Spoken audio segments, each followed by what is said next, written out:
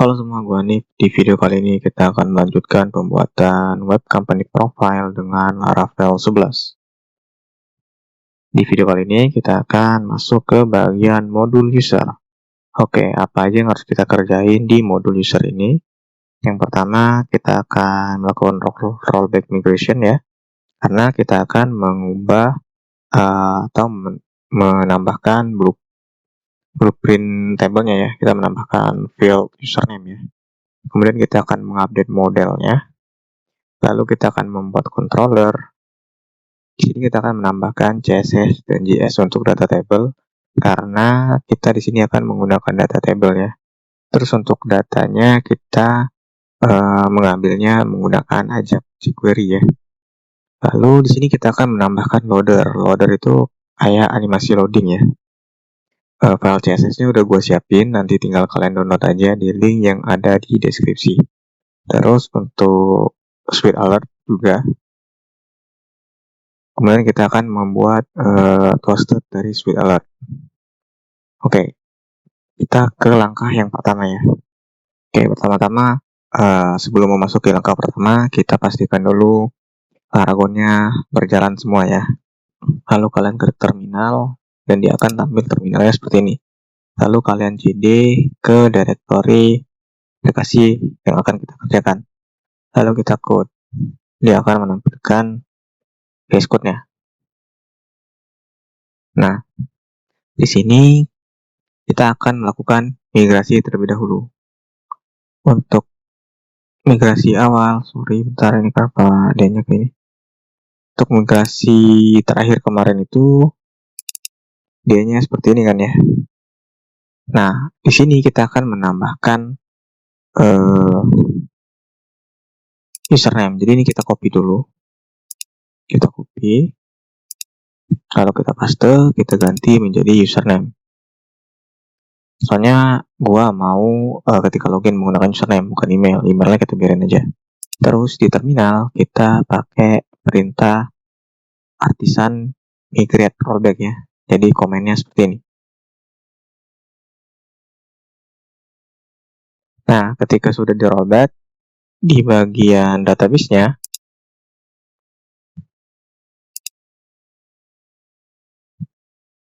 nah database-nya akan menghilang. Jadi cuma ada migration-nya doang. Kalau kita reload di sini juga ya kayak gini, karena di drop semua tabelnya kecuali table migration. Kemudian di sini kita clear dulu. Ini kan kita udah update ya, kita udah nambahin blueprintnya, username-nya ya. Lalu kita tinggal perintah seperti ini. Nah, ini kita udah bikin tabelnya lagi. Kalau kita cek di sini, dia udah tampil dan kita cek usernya. Nah, dia udah nambah username.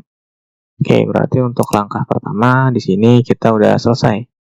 Kemudian kita lanjut ke langkah yang kedua, yaitu update model. Balik lagi ke VS Code-nya, ini kita close. Di sini terminalnya juga kita close dulu ya. Di sini kita ke bagian model user. Nah, untuk model kan seperti ini ya. Gua di sini nggak bakalan pakai available. Available ini kan menjelaskan bahwa field ini aja yang boleh diisi atau yang bisa kita isi. Gua akan ganti dengan guarded. Jadi guarded itu field yang tidak boleh diisi, sisanya boleh diisi. Jadi untuk kodenya seperti ini.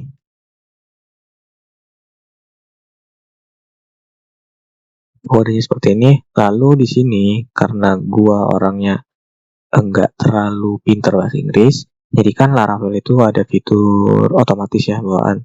Jadi ketika nama modelnya singular, otomatis nama tabelnya plural.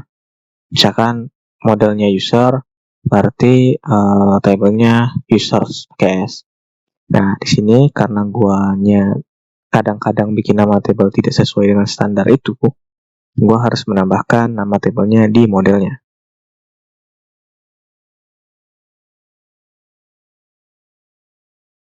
Oke, nah ini opsional aja ya, kurang lebih kodenya kayak gini. Ini opsional aja. Bagi kalian yang paham untuk penggunaan S atau OS, silahkan kalian gunakan dengan semestinya. Cuman karena gue di sini nggak terlalu paham penggunaan singular atau plural, jadi gue namain tabelnya di model. Jadi gue tembak nama tabelnya ya, biar jangan pakai itu, takut salah nanti. Oke, untuk update model kita udah. Sekarang kita coba lihat agenda kita selanjutnya. Kita membuat controller. Oke, sini berarti kita buka terminal ya.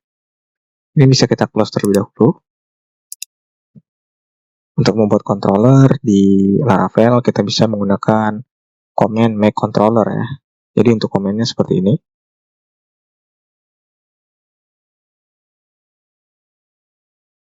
Nah, untuk komen artisannya seperti ini.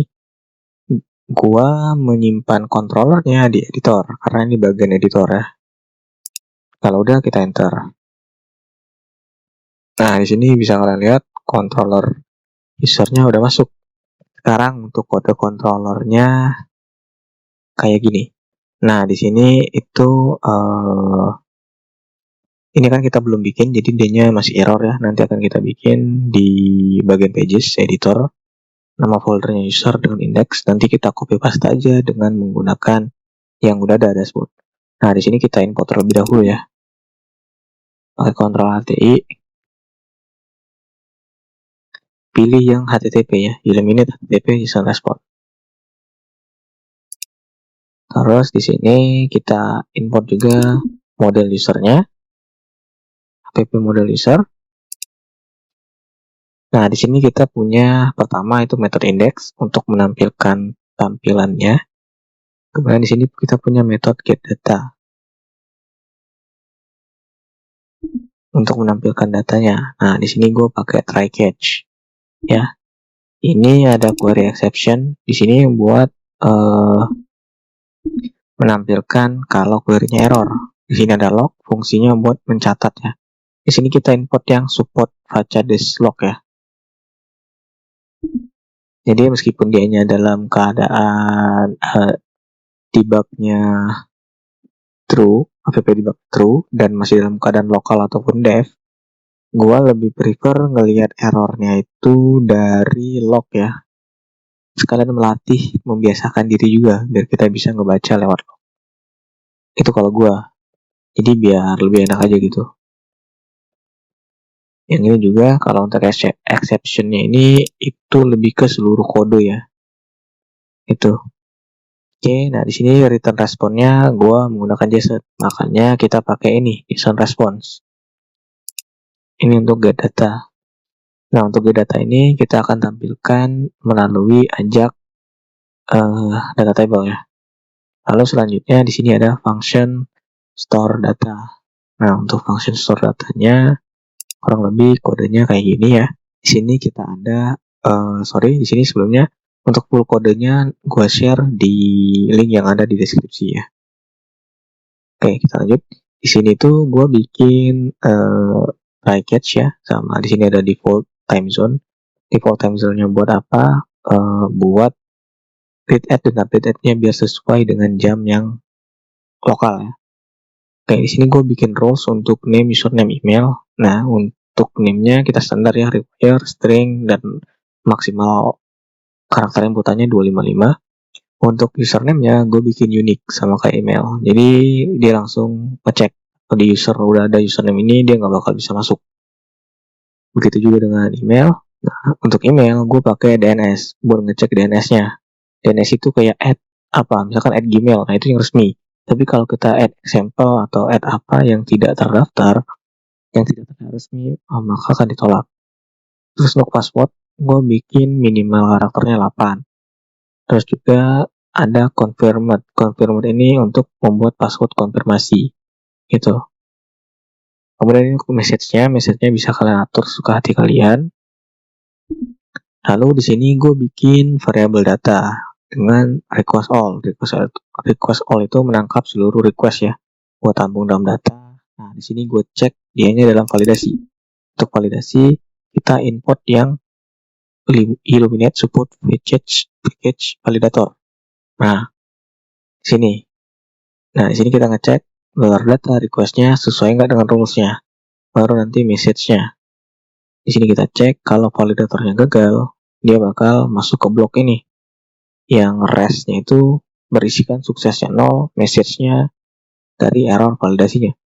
Kalau udahnya benar, di sini kita bikin suatu variabel valid data. Ini tuh menampung data yang udah divalidasi oleh validator. Jadi kita ngambil data yang udah valid.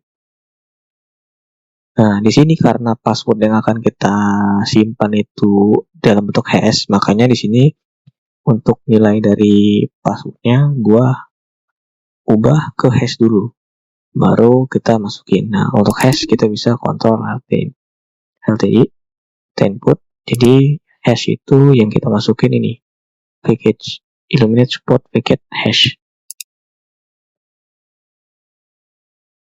Nah, kayak gitu. Lalu baru kita pakai function create, bawaannya Laravel.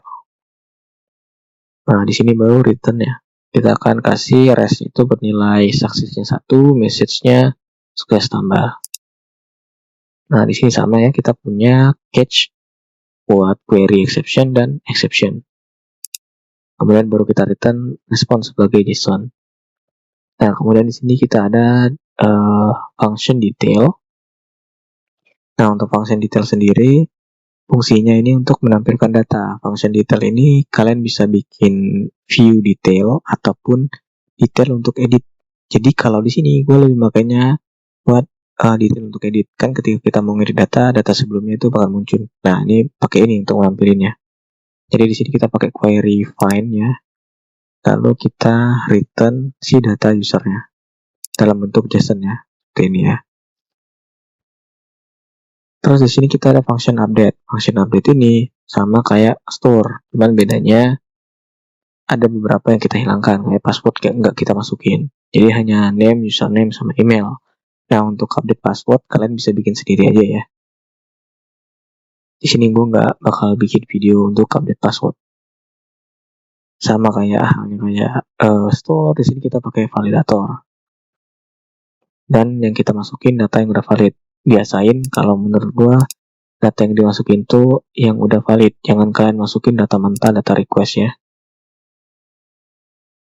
Jadi buat apa kalian bikin validator kalau kalian ujung-ujungnya masih pakai data yang langsung dari request. Kalau menurut gua mending diubah, ngambil ke validator data yang udah valid gitu.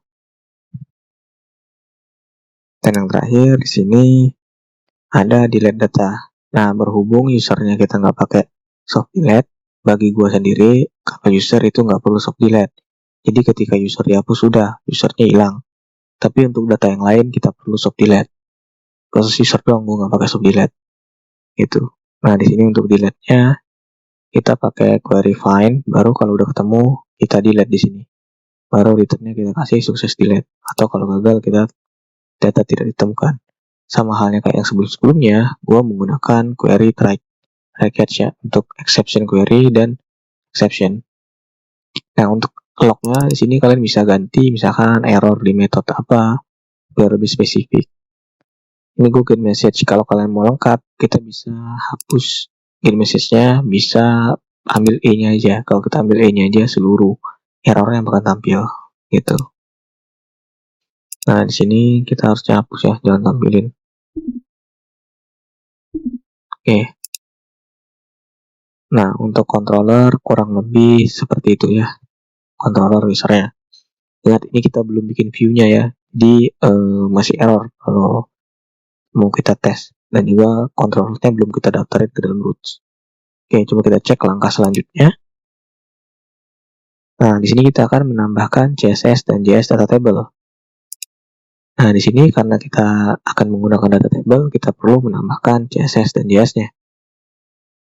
Pada halaman pada folder public ke template admin, kalian cari table.html.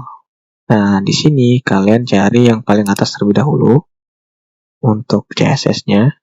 Nah, kalian bisa copy ini data tables.css, kalian pindahkan ke bagian sidebar. Nah, untuk loader bentar ya, nanti gue akan bahas. Kita ini dulu. Kalau sudah dipaste di sini, kemudian langkah selanjutnya kita akan ambil JavaScript-nya di bagian paling bawah adanya. Nah, ini kalian copy, kalian pastekan ke bagian includes script-nya. Script di sini. Nah, jangan lupa kita ganti bagian assets-nya. Selanjutnya kita harus menambahkan loader ya. Nah, untuk loader itu filenya akan gue share di link yang ada di deskripsi. Jadi untuk lokasi loader bisa kalian taruh di dalam public template admin css loader.css. Nah, ini kalian taruh di sini, lalu kalian load di halaman style.blade.php. Ini. Kemudian di bagian editor, layout editor, itu kalian harus tambahkan seperti ini. Fungsinya loader ini buat apa, Bang? Jadi loader ini buat tampilin animasi loading ketika kita mengambil data, mengirim data, ataupun sebagainya, biar lebih baguslah halaman web kita. Oke, kemudian selanjutnya kita harus menambahkan Sweet Alert. Nah, untuk Sweet Alert sendiri, di sini kalian bisa kunjungi web Sweet Alert-nya. Di sini bisa kalian ke installation. Kalian bisa copy script CDN-nya. Terus kalian taruh di bagian script bagian sini. Oke. Nah, kalau sudah, berarti kita akan lanjut ke langkah selanjutnya. Langkah selanjutnya kita bikin poster buat Sweet Alert-nya. Tapi sebelum itu kita akan bikin dulu view dari si usernya ya. Kita ke bagian pages, editor, dashboard. Nah, ini kita copy. Kita pastekan ke sini. Foldernya kita rename jadi user index.blade.php. Terus kalau kita cek ini, dia udah nge-link nih. Nah, dia udah bisa ketemu nih. Kalau kalian klik, dia bakal ngebuka. Nah, ini bakal kita ganti. Untuk full kode user index-nya kurang lebih seperti ini. Nah, kalian bisa lihat nanti full kodenya gue share di link yang ada di deskripsi ya. Mungkin dalam bentuk zip atau PDF ya nanti. Oke, nah di sini kita punya, ntar gue gedein dulu. Di sini kita punya tombol add dan cari sama inputan buat mencari si data usernya. Terus di sini kita bikin data table di sininya. Makanya kita tadi harus input CSS data table sama JS-nya.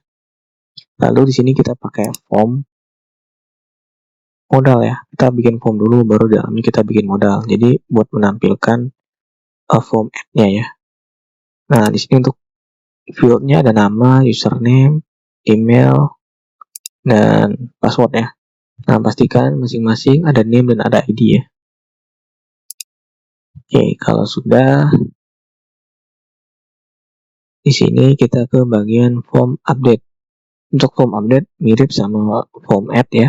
Cuman bedanya di sini untuk ID-nya kita ganti jadi name update. Jadi seluruhnya kita tambahkan update di ujungnya. Lalu di sini kita punya ID update. Nah, ID update ini buat parameter yang menentukan update-nya. Yang sampai lupa ya jadi ya. Oke. Nah, kemudian di sini kita ada bagian script. Nah, untuk di bagian script ini, di sini kita ada script untuk manggil data table, isi dari data table.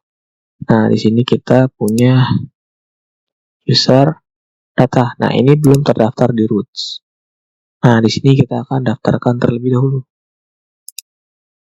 Nah, kita lupa mendaftarkannya. Berarti kita daftarkan dulu roots-nya. Oke, untuk roots-nya kurang lebih kayak gini ya. Bisa kalian lihat. Kalian bisa input dulu. Kalau sudah, kita balik lagi ke bagian index.php-nya user. Nah, di sini. Nah, untuk dari data ini fungsinya buat menampung data cari. Nilai dari data cari. Cari ini field dari form inputnya. Cari di atas. Nah, ini kita nampilin data table biasa. Kalian bisa ketik dulu ya. Kemudian di sini kita punya function redraw. Redraw itu buat nge-reload table user. Nah, untuk table user itu ini tuh ID dari tablenya ya. Dan ini namanya. Jadi gue bikin sama aja dengan ID-nya, biar lebih gampang. Oke, dan di sini ada fungsi untuk nampilin model user. Lalu di sini ada toggle password buat nyembunyiin dan nampilin password. Toggle password confirmation juga sama. Lalu di sini ada tombol process add. Process add ini buat nge-submit data atau nge-store datanya ya. Nah, di sini kita menggunakan ajak jQuery. Nah, tadi kenapa kita perlu loader? Di sini gue bakal nampilin loadernya setiap kali transaksi sebelum dan akan gue hilangkan ketika transaksinya selesai atau prosesnya selesai ya. Nah, ini untuk toastednya bakal kita ganti ya. Gue nggak bakal pakai toasted kayak gini. Kita akan bikin sendiri toasted seperti yang ada di Suite Alert.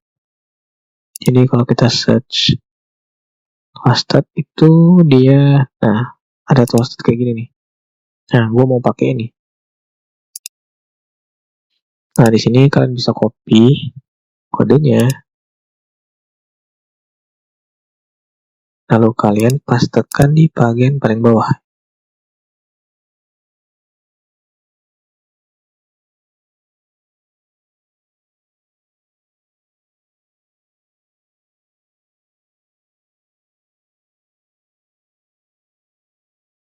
Lalu di sini kita bikin variabel buat menampung message-nya dan titelnya kita ganti. Oke. Terus kalau udah ini tinggal kita copy.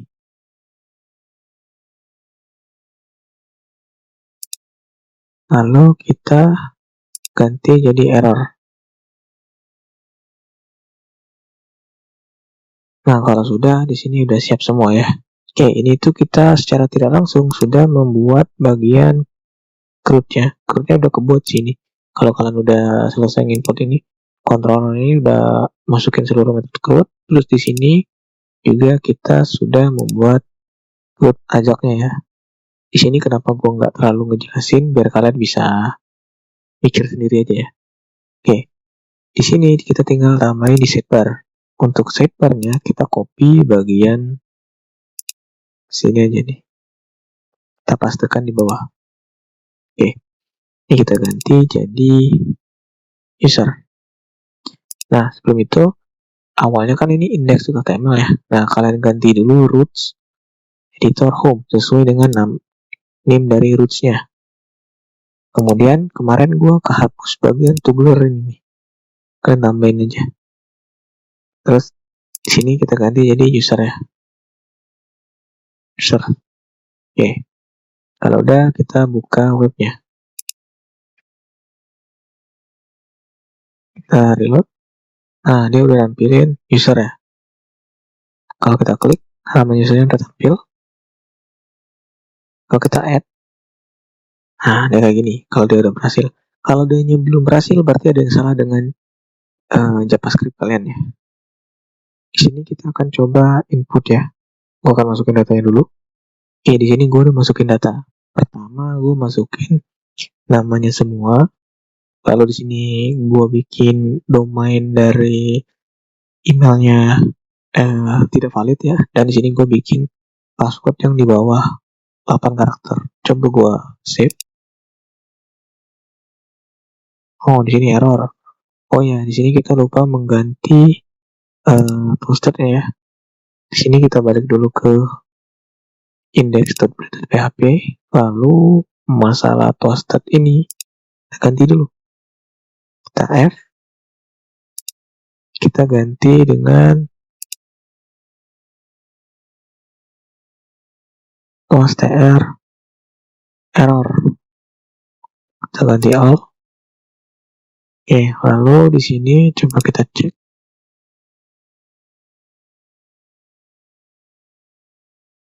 Yang sukses. Ini nih. kita search, tinggal kita ganti dengan yang sukses. Oke, ini udah ganti semua.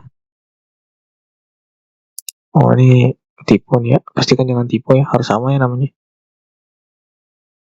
Oke, lalu kita balik lagi ke webnya, kita reload, lalu kita tambah. Nah, ini kita kosongkan aja ya, terus kita save. Oke, buat toasternya udah tampil ya. Nah, name wajib diisi, username wajib diisi, email wajib diisi, password wajib diisi. Oke, coba kita isi ya, tapi dengan tidak sesuai standar. Nah, di sini gue udah ngisi datanya dengan tidak sesuai standar. Gue mau ngecek validasi keduanya ya. Oke, di sini kita ngecek email validasinya udah benar ya. Email tidak valid, tapi kita harus masukin yang valid ya. Terus password minimal 8 karakter, udah benar. Konfirmasi password tidak cocok, berarti untuk validasinya udah benar semuanya, udah bisa berjalan semua. Berarti ini kita edit menjadi yang valid semua datanya ya, yang sesuai permintaannya. Nah, kemudian di sini kita akan coba tes buat nampilin passwordnya. Ini udah berhasil nih untuk passwordnya. Terus untuk password confirmnya udah berhasil juga. Lalu kita coba save. Oke, dia udah berhasil nih. Sukses tambah data. Datanya juga udah masuk. Oke, untuk tambah udah berhasil. Sekarang coba kita update ya. Oke, kita ganti coba. Lalu kita update. Oke, nah untuk loader tadi tuh yang berputar warna biru, itu fungsi loadernya tadi. Lalu di sini kita coba tambah data baru ya, buat ngetes pencarian. Oke, di sini gue udah nambahin data baru. Nah, sekarang kita coba cari yang data terbarunya ya. Oke, untuk cari juga udah berhasil.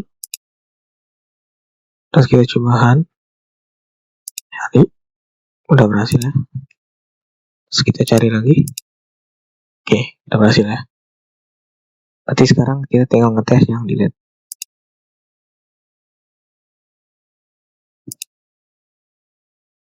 Oke, untuk delete juga udah berhasil. Ya, berarti modul user udah berhasil.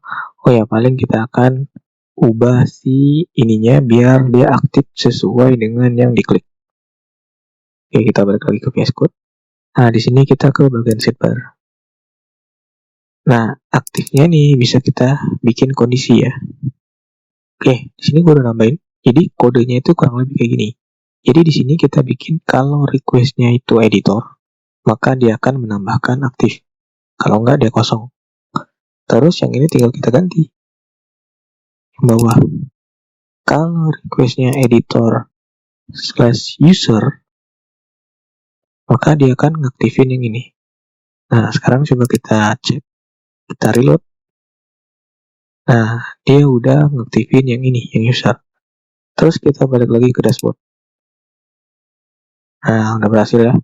Berarti untuk modul user udah selesai ya.